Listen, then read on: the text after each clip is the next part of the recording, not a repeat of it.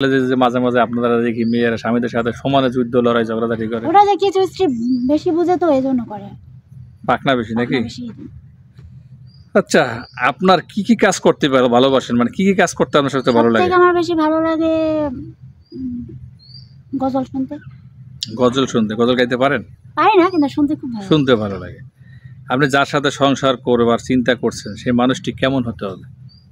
অবশ্যই, যেহেতু আমি নামাজ কালাম পড়ি, রোজা রাখি, আমি চাইবো সে ওরা নামাজ কালাম করে রোজার সময় রোজা রাখুক, 3 বেলা 3 মুঠো খাইতে পারলে হয়েছে, আর হলো বছর একটা কাপড় দিলে চলবে।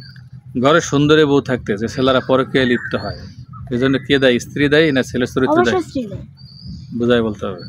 বুঝাই বলতে গেলে কি, যে স্ত্রীকে এমনভাবে চলতে বলতেছে, স্ত্রী চলতেছে না, কিন্তু বাইরে দেখা যাচ্ছে কি যে ওই মেয়েটাকে আমার বউয়ের মতো না, আমার একটু অন্যরকম লাগতেছে, অন্যরকম একটা ফিলিংস কাজ করতেছে। সেদিকে যদি বউ যদি সেভাবে চলে, তাহলে কখনোই সে ছেলে কখনো বাইরে লাগে না, এটা যাবে না। আচ্ছা আপু, আপনার বিশেষ কোনো প্রতিভা আছে? যে প্রত্যেকটা মানুষের আলাদা একটা প্রতিভা থাকে, যেমন আমার ভিডিও করার একটা প্রতিভা, আপনার কি আছে? আসসালামু আলাইকুম। স্ক্রিনে যে নাম্বারটি দেখছেন এই নাম্বারটি চ্যানেল কর্তৃপক্ষের নাম্বার। এই নাম্বারে ইমেল এবং হোয়াটসঅ্যাপ আছে। বোনটিকে ভালো লাগলে স্ক্রিনশট দিয়ে ছবি তুলে আমাদের নাম্বারে পাঠিয়ে দিয়ে ভয়েস করে রাখবেন। আপনি কোথায় থাকেন, কি করেন জানাবেন, আমরা পরবর্তীতে যোগাযোগ করে নেব। ধন্যবাদ। হ্যাঁ, এত কিছু প্রতিভা তেমন কিছু নাই, তবে সংসার গুছাইতে খুব ভালো। সংসার খুব ভালো লাগে। বিয়ের আগে, বিয়ের পরের জ্ঞান মেয়েরা কার কাছ থেকে প্রথম শিখে?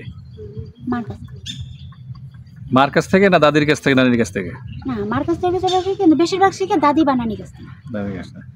ভাবির সাথে ননদের সম্পর্ক কেমন হওয়া উচিত বলে আপনি মনে করেন? ভালোই হওয়া উচিত, একটু কিন্তু কিন্তু বোনের সমতুল্য, কিন্তু এটা হয় না। হয় না। আপনিও তো ননদ হতে পারবেন যদি আপনার ভাই বিয়ে করে, তখন আপনি কি করবেন? না, আমি ননদ হবো না, আমি হলে সব। মেয়েরা প্রেমে পড়লে ছেলেদেরকে দিয়ে সন্তুষ্ট রাখতে চায় বা খুশি রাখতে চায়, মানে আপনি প্রেমে পড়ার পরে আপনার সেই বয়ফ্রেন্ডকে কিভাবে খুশি রাখতে চাইবেন বা সন্তুষ্ট রাখতে চাইবেন? আমি চাইবো তাকে কেয়ারিংটা বেশি করার, তাই? সে যেন এই কাজটা না করে ওই কাজটা। আর সে যদি বলে চলো যাই, তাহলে কি করবেন? তাহলে ব্রেকআপ। তাহলে ব্রেকআপ। যা তুই তোর রাস্তায় যা, আমি আমার রাস্তায়। প্রেমে পড়লে মেয়েরা ছেলেদের কাছে কি কি বেশি আবদার করে, মানে আপনি কি কি আবদার করবেন?